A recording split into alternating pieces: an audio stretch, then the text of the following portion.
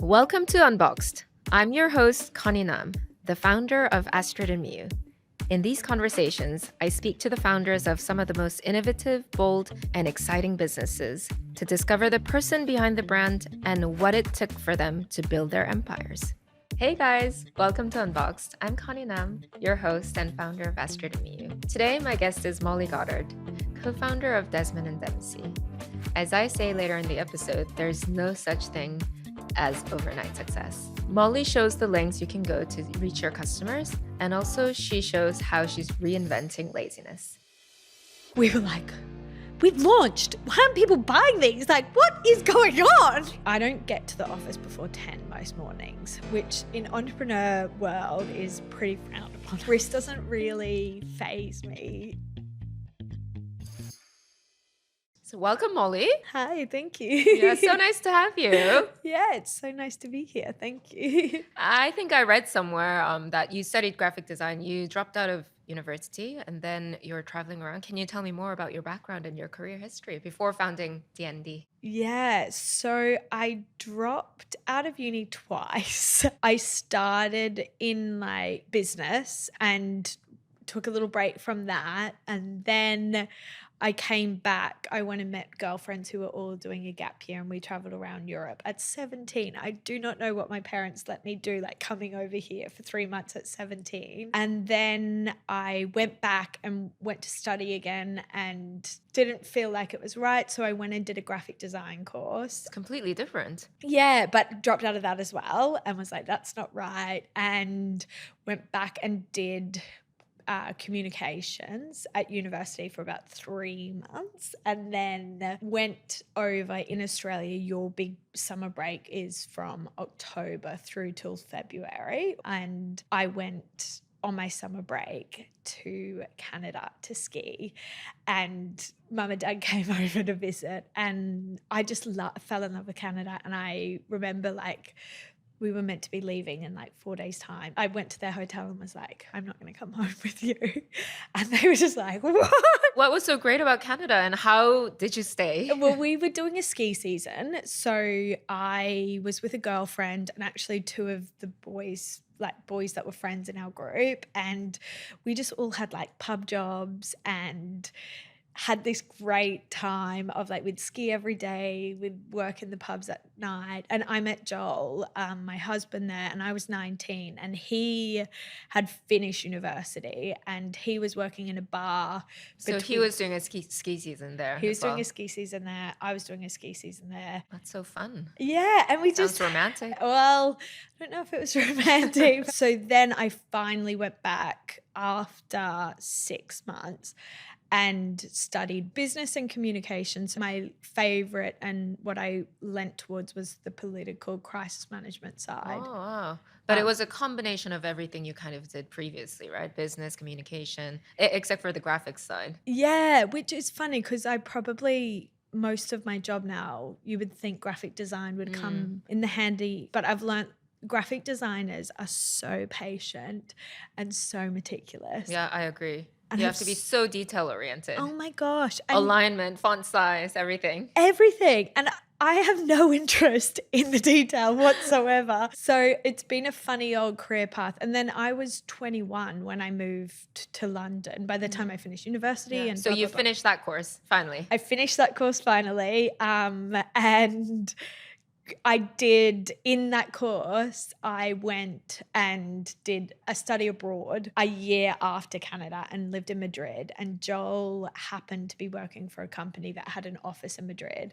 So he would come out and we just had the best like year. Were you dating at that point since Canada? Well, yeah. Wow. So you were doing long distance for a while. Yeah, for like 3 years. But then one of the years was from Madrid. He was essentially like my second boyfriend. And yeah, we just had the best year in Madrid and loved it. Was it a shock living together after doing long distance for 3 years? So in Madrid, I lived with friends that I studied with, and then when I finally moved here, it was only meant to be for 2 years. And I moved in with Joel for the first 3 months. And then I moved in with girlfriends. But I just had to wait for them to get here. And it was the biggest shock of my life. Joel's like a pretty blokey bloke for a guy that runs a pajama company, and his friends are all like pretty blokey blokes. I mean, that's one of the reasons why D&D started, was because I would come down in these like very girly, frilly pajamas, like not sexy, like cutesy pajamas that in Australia would be so normal how little clothing it was because it's so hot. But here it was like not a lot of clothing. You'd And he freeze. was like, yeah, well, like if you feel confident, you go ahead and wear that. But like, I'm not sure you should wear that in front of my friends. And so I'd wear his shirts all the time. So that's the inspiration behind Desmond and That's Dempsey. how we started it. Yeah. And what were you doing like in between when you moved to London before founding Desmond and Dempsey? And then like we'll go into the inspiration. Yeah. So again, it was meant to be for 2 years, and I graduated on the like Thursday and moved on the Friday. And Joel at the time was working for a tech company, and one of his clients or some connection through his work was a web development agency. It was really easy. I got a job with them, and they were like building websites, which again, when you're not a detail person, hilarious that I was an account manager for these website builds. What was even more hilarious was all my clients were Molson Coors, which are all the big beer like Carling, Coors Light.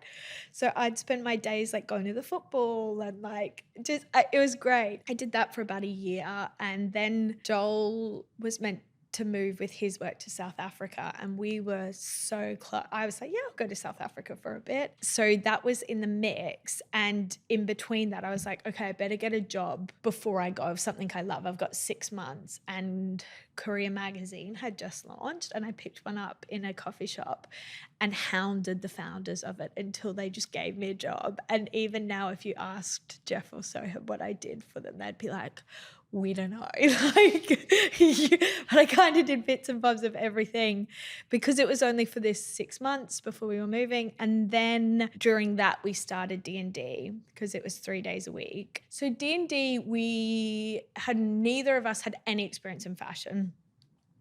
Weren't really interested in the fashion industry. Literally went into Selfridges, and Joel was like, I want to buy you some pajamas because you're ruining all of my shirts. And we went into Selfridges, and there was gorgeous Olivia von Haar, 600 pounds silk that you couldn't dry clean.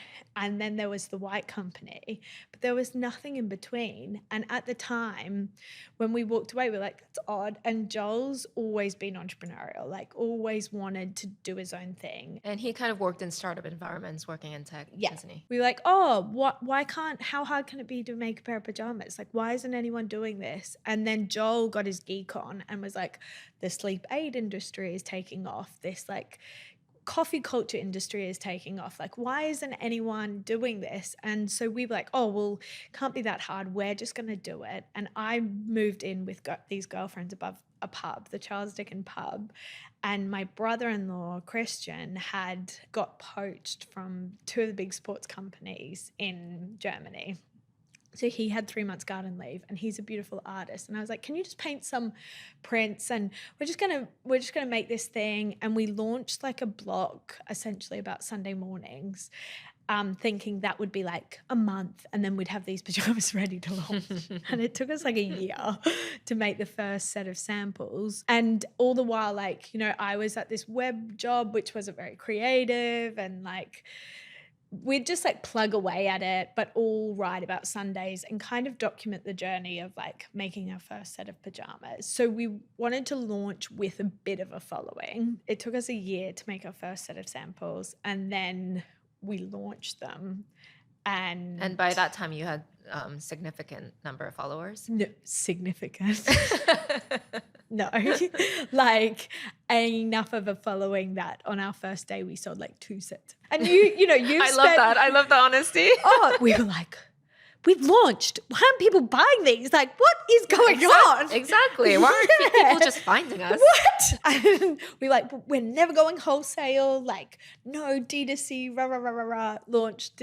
Sold like I said, 2 maybe. Yeah. So and how many units did you produce at that point? We made 100 sets on credit cards of like tooth and nail credit cards. Yeah, 100 sets of how many designs, or just one design? In total, Yeah, 100 in total. sets of Okay. pajamas. So there was one signature set, which was essentially like Joel's shirt, made a little bit more feminine and with a pair of shorts. It's still there, called our signature set. And we made it for like £150 in London and sold it for £100. But we didn't know anything about manufacturing. So it was really important to me that I could go up to the factories and learn, like, why is a cuff £5 to make with a button versus without a button it being like £2? Yeah. Did you treat that as learning process, and you knew that from the get-go? Yeah. I mean, it was so serendipitous, but also so much like scrappy, just getting these 100 sets made. And our theory was like, if we can make 100 sets and sell 100 sets, then there's a business for it. And we know we can bring the margins down later. And you can always work backwards. Exactly. But like, let's prove the concept that there is this like middle market pajama that people want. That's a very tech way of doing Joel's, things. Yeah. So then we launched and we're like, oh my God, why aren't people buying them? And so I was like, okay, what can we do for free that can get the voice out there where people are already wanting fashion and reading about this? And so I would get out every magazine and read it cover to cover and note down what the journalist in particular was saying about a particular thing, or like really engage with, before Instagram, like their writing, and would email them being like, I love this piece and I loved the piece in the issue before. Like, would you mind? You were stalking these journalists. Stalking them. And I love that. But like old school with like sticker notes on pieces of paper and being like, okay, Julia Hobbs. It was 2014, right? 2014. I still remember Julia Hobbs. I could tell you like her feature articles because I studied them. I would always go more for like the assistants because I thought I had a better chance getting with them than the editors.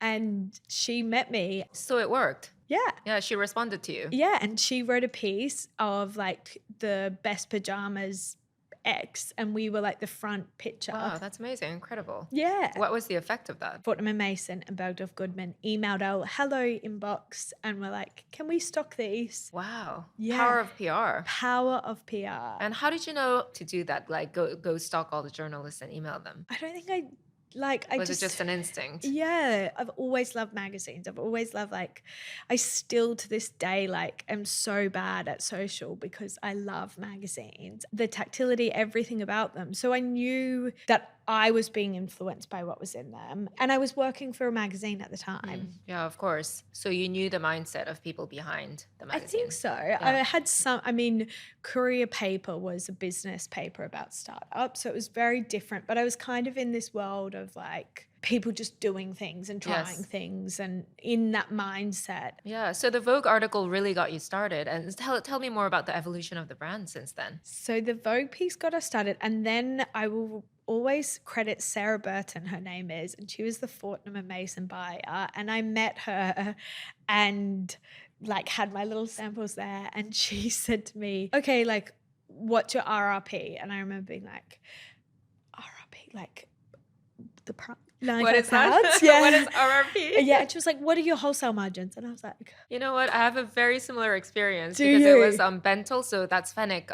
In Kingston, the buyer emailed me. That was the first buyer contact I ever had. Yeah. And she wanted to meet me and I was so excited. So like I went all the way down to Kingston from North London at that time. And she was asking me about margins and I was like, what is that? Yeah, literally. Like what margin? Yeah. Gross margin? Yeah.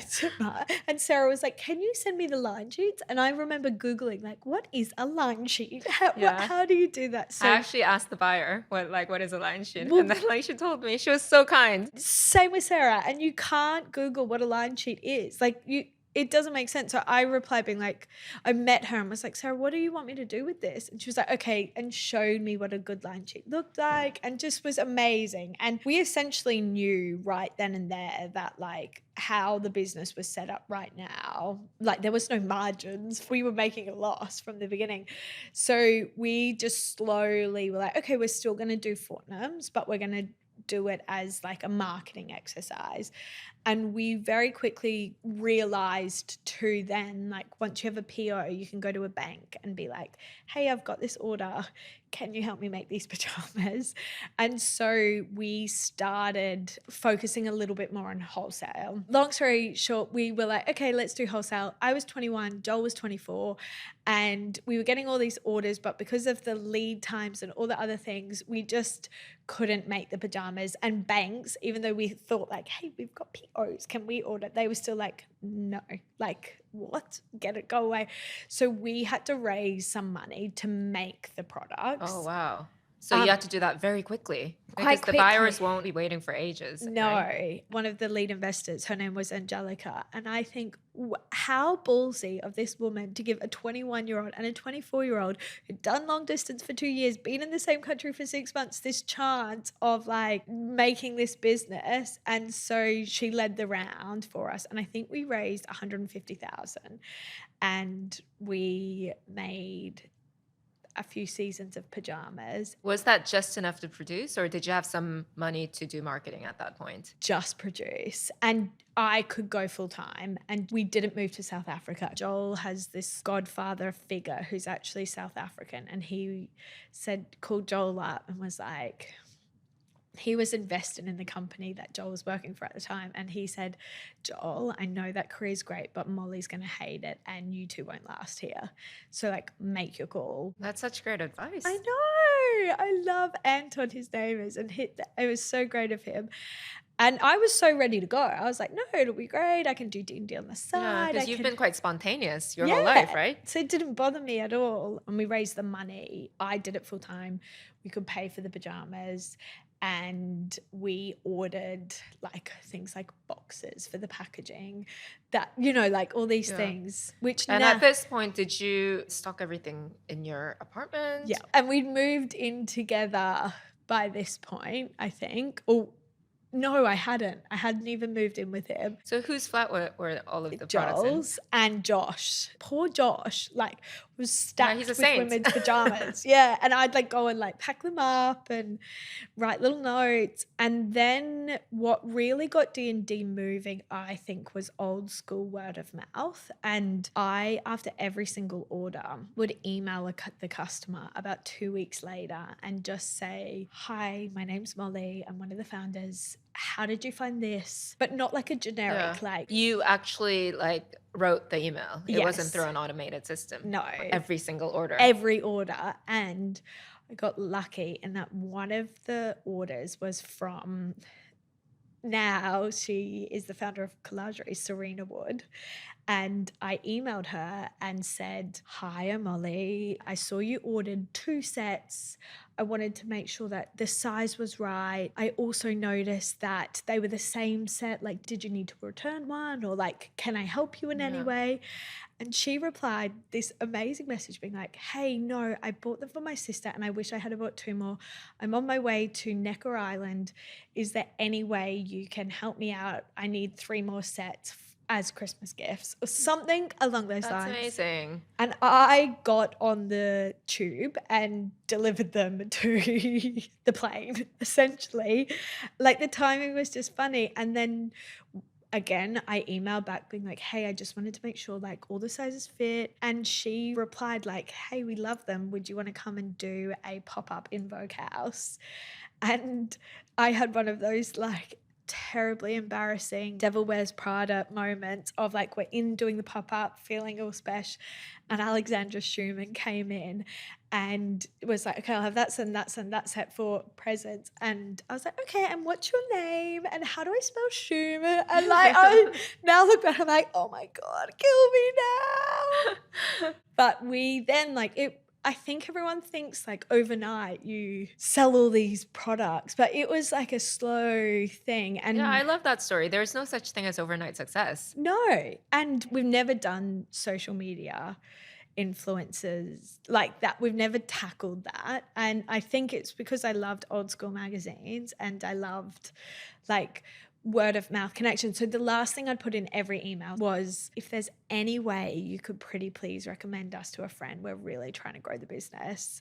I've set you up with Oh, the that's little so sweet. code. Yeah. And if you could just pass on the word. And we got like, now there's mentioned me, there's all these tech things to do it, but I was doing it manually. Well, you have to. You have to do what you have to do. Yeah. And so we just asked people like, hey, could you tell your friend? Could you recommend?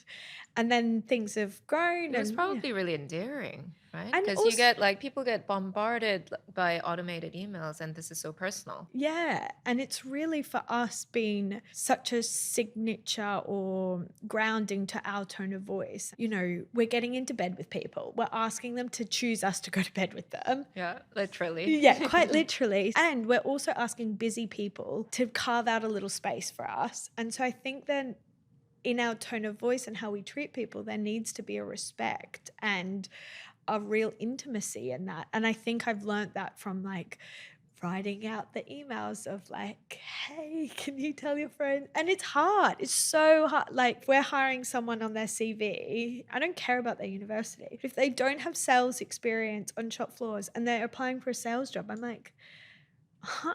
No, like you can't sell to a customer, and it's hard to ask people to buy you and recommend you. And Yeah, absolutely. And it's such an essential skill to have, right? Especially as a growing business. yeah, and to do it in person, I think, or do it one-to-one is much harder than like going and doing it more public. Yeah, it's a funny thing, isn't it? Yeah, yeah. And at this point, did direct to consumer take over wholesale? Yeah, D2C was always a bit bigger. Yeah. I mean, it was always 80%. The thing with sleepwear category is it's not like a shiny, lovely category. It's like up on the 6th floor. The open to buys are only so big. Until COVID. Until COVID. And also, I give a lot of credit to Skims for us because Skims are put on our floor. So finally, there's like someone with huge budgets making a bit more space on the big Yeah. department store's floor. How did COVID really change you? Because that's when I started seeing Desmond and Dempsey all over the place. And obviously, Yeah. like the pajama and loungewear was huge because people weren't going out. Yeah, people just wanted pajamas and they Yeah. had spare cash. So it was like all the things for us lined up and we had lots of time. So it didn't matter that we were a team of 6 because we could all do it. Yeah. And was Joel working on this full time by Yes. this time? Yeah. 2 things really surprised us about obviously it was a great success in that we sold a lot of pajamas, but the best thing we did was all of our wholesalers cancelled their orders and at the beginning of COVID, and some did it very gracefully and some not so Wow, much. that must have been devastating because you wouldn't have known that like there was going to be this spike. Yeah, and some of them did it in a way that you were like, well done, like, okay. And some, it wasn't done as gracefully. And at that point, pre-COVID, there was, and a couple of years before COVID, there was that real like unicorn business, like don't worry about profitability, just grow, customer acquisition. And we'd made the decision that we were going to focus on profitability over growth and build it a little bit more slowly, but in a way that felt sustainable to us. So we'd set ourselves up for COVID that we were profitable, we had That's cash, great. we did it, and we worked really, really, really hard on building relationships with our factories. So we didn't want to pass on the cancel orders to them. Our head of product, I don't want to mention her name because if anyone poached her, I'd die. No, she's like one of our founders. She's so great. But she works really closely with our factories to phase out how we received that stock. And so it could work financially for That's everyone. really clever. It's really clever, really good move. And we just took a risk and we're like, okay, let's just take the stock, keep buying it, keep what factories can stay open, keep that happening. Also, everyone stopped advertising, and this was before Meta changed their whatever it is they changed. So everyone stopped advertising and our ads like started returning really quickly. Yeah. It was a gold mine during that time. Yeah, we had the stock and we could advertise for really like very cost effectively.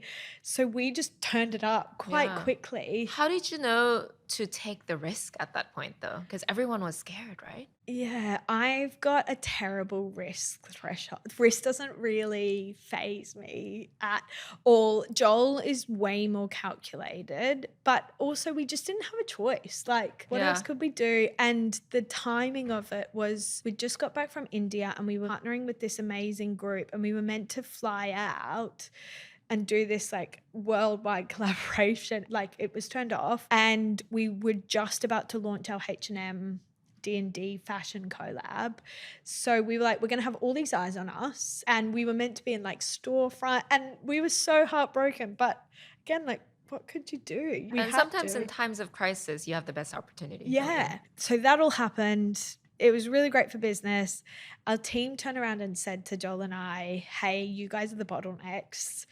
You need to figure out your roles and there needs to be some like divide and conquer stuff going on here. How was it done at this point? Were you just like all over everything? Yeah. So it was confusing everyone. They're like, hey, like, Yeah, you or guys like- are so confusing. Yeah, pretty much. And when you meet Jolie, like, we're the opposites in everything about us is opposite. And he's, you know, really stoic and like really level and like doesn't rush decisions and like he's like this and I'm like and what we've learned since is actually like that's why we work so well is that we are a really good balance. But at the time we didn't know that was one of the benefits, and so the team were kind of like, guys, you need to like sort this out. Yeah. Was it painful to hear that feedback?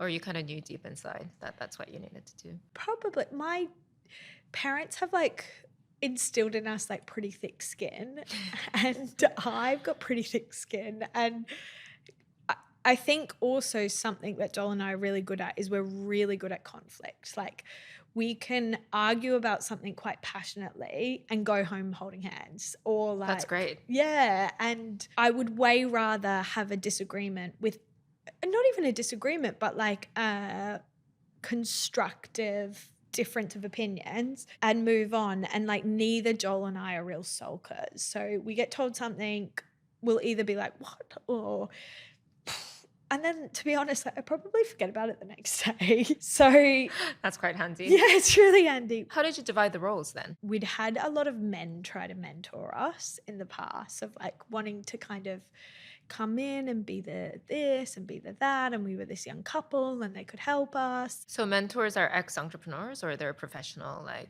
Bit of coaches? both. Yeah. So we were introduced to Meg, and Meg is this like very warm, tough as nail, like ran big companies, sold big companies, but you know, will talk to me about what the astrologer says, and just this perfect balance. Oh, I love that. She's just gorgeous. And she came to our flat once we were allowed and would just talk to Joel and I and really just helped us identify what the strengths were. And more than anything, we've never really fully separated our roles, but we've put a few processes in place to let the team make more decisions. And how many people did you have in the team at this point? It was about 7. Charlotte, who's our head of ops, came in and she was like, okay, guys, like you two can't be doing customer service when someone takes a day off sick. And I would get in and do customer service, and, you know, like poor Fred, his wife is, you know, having a hard time with the baby. So I would give the pajama, you know, like she was like, no, we're not going to do that. And like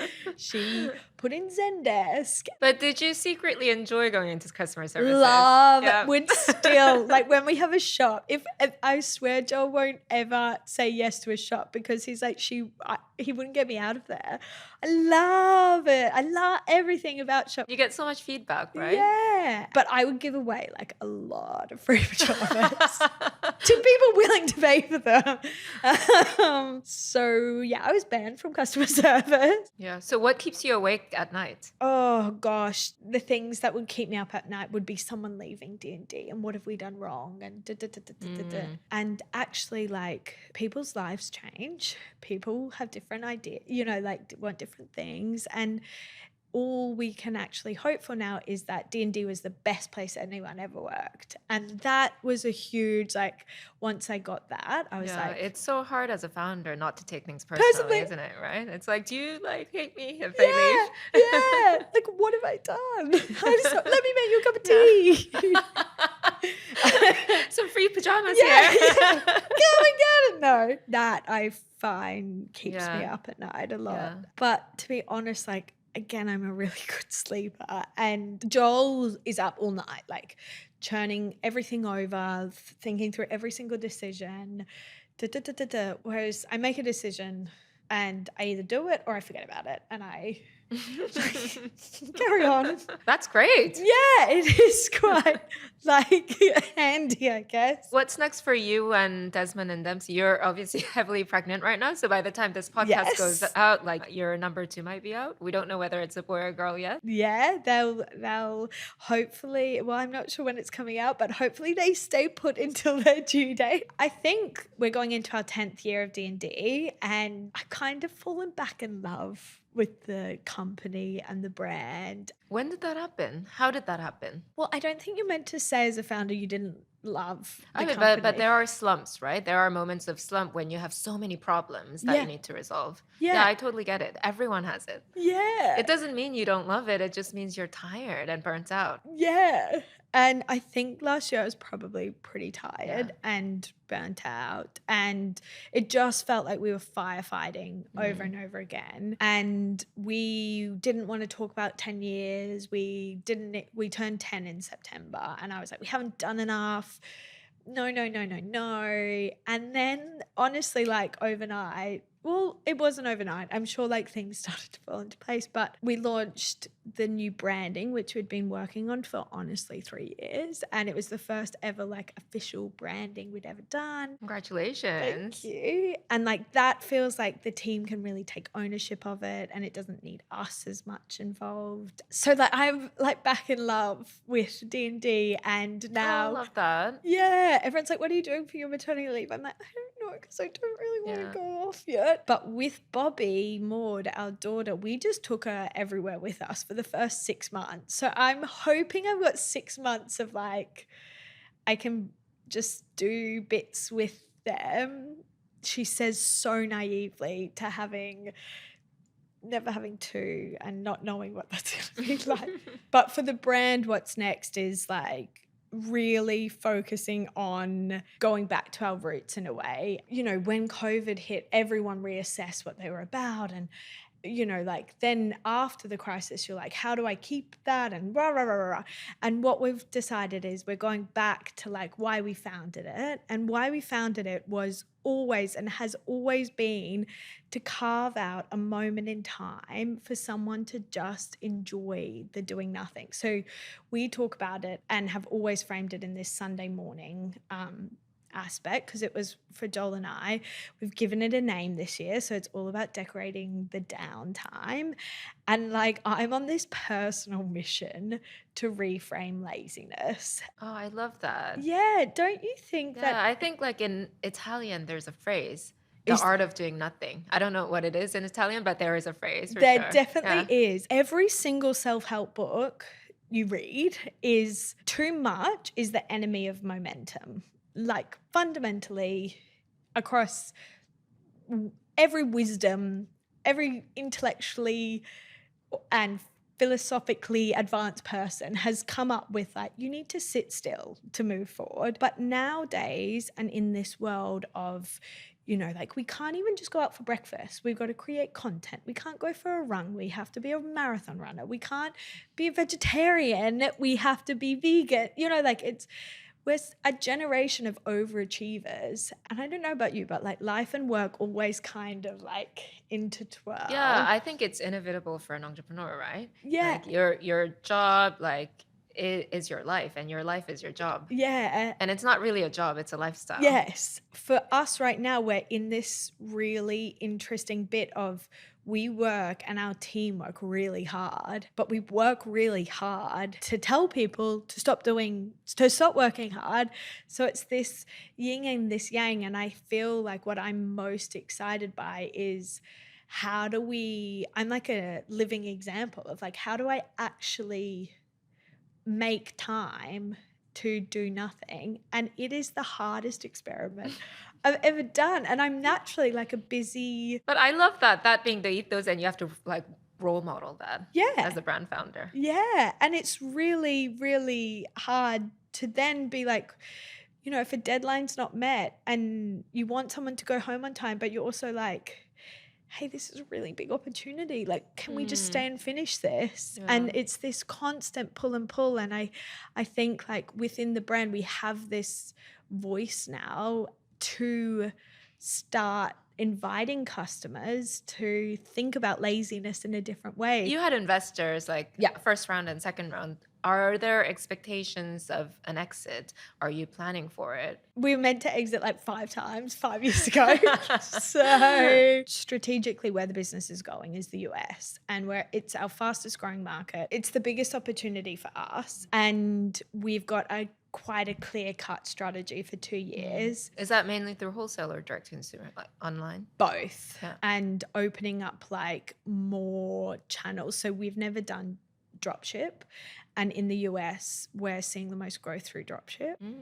It's opening up our distribution channels over all the platforms in the US as quickly but cost efficiently as we can. And we've got quite a clear 2-year strategy on focus on the US, which is really hard because I really wanted to do retail. I'm a very strong proponent of retail, by the way, physical retail. It just changes everything. Yeah. And I think Joel is too, and so is our champ. Like everyone's on it, but the best advice, and again, like this whole fundamental thing of reframing laziness, is can't do everything at once. So we can't do retail, have a baby, and do the US right now. And I really want to learn how to do retail. And we had to pick one, the US or retail. And so we've picked the US. And I think retail will still happen. Yeah. But it's just when it happens. And after those 2 years, just having a chance to like relook at everything. But no exit right now. Yeah. What's the secret to working with your partner? I don't think everyone should do it, is the truth. Who should do it and who shouldn't do it? I think when you should do it is when you hold the same values and come from the same place of decision making, but also you have the same approach to work and work ethic, and you are both in the same position of your lives. So part of discussions where it's not working is when your priorities in life are a bit different. So I think if Joel and I went into business now together for the first time, it probably wouldn't work, because we have a family and we have a home, and we both can't do D&D 24 hours a day like we did 10 years ago. And your mission, being lazy and taking a step back, I love that. How do you do that in practice? Terribly, to be totally honest. Do you have rituals or like any like routines that you follow? Yeah, I really don't make many plans on the weekends to just recover and rest and be with each other. Yeah, and you've got a toddler to look after. Yeah. Soon 2. Yeah. Under 2. Yeah. I don't get to the office before 10 most mornings, which in entrepreneur world is pretty frowned upon, I think, of like 5 a.m. clubs, emails before. My inbox is constantly overflowing. I do not read my emails. I'm definitely not in the 5 a.m. club camp. Yeah. And believe it or not, I actually get up at 5 a.m., but I get up to go and sit still and have a coffee, and That's great. I'll journal or I'll do bits of painting that I love. And then if I'm tired, once Bobby leaves for nursery, I'll go and lay down again and have a little nap and then get ready for work. You know, how you show up to that day and to all the problems you've got to approach. Like, I show up tired and cranky. Absolutely. I don't stress about my inbox is one thing. I don't get to work till 10. I leave the office by latest as much as I can 5, if not 4. Like, I'd love to know how you do it, and I want to figure out how to do it. I don't think there's a formula. I mean, like we can chat about it No! offline, but like there is no formula. I have like loads of help. Do Like, to be you? very honest with you, Yeah. not everyone has the resources to. So I've got a nanny who lives in, Yes. and like my mother-in-law lives 2 hours away, so she always comes and helps. That's nice. And I guess like having a supportive partner is Yes. really important, right? Yeah, and I think like this thing of laziness is, it doesn't have to be slobby. Like, we have this dinner on a Tuesday night where I've got the best mother-in-law in the entire world, and she comes up on a Tuesday. Joel's one of 4. It's an open invite. The house is always like not perfect. It's got stuff everywhere, but Wally comes in, cooks dinner, helps herself, like does everything, and we get to come home to this family Oh, of that's so like, nice. It's a perfect mess. yeah, it's like loud and it's bustling and there's usually like people everywhere, but it's this moment of like sitting down at the dinner table midweek and having a meal together is so special, and like we wouldn't put anything else above that. What's one advice you'd give an early stage founder? Don't underestimate really good customer service.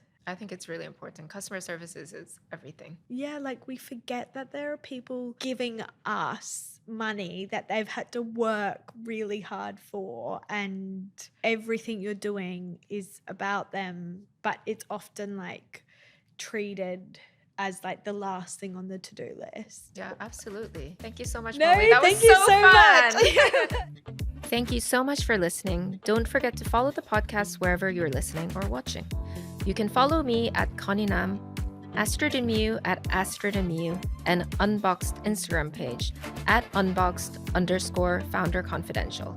See you next week.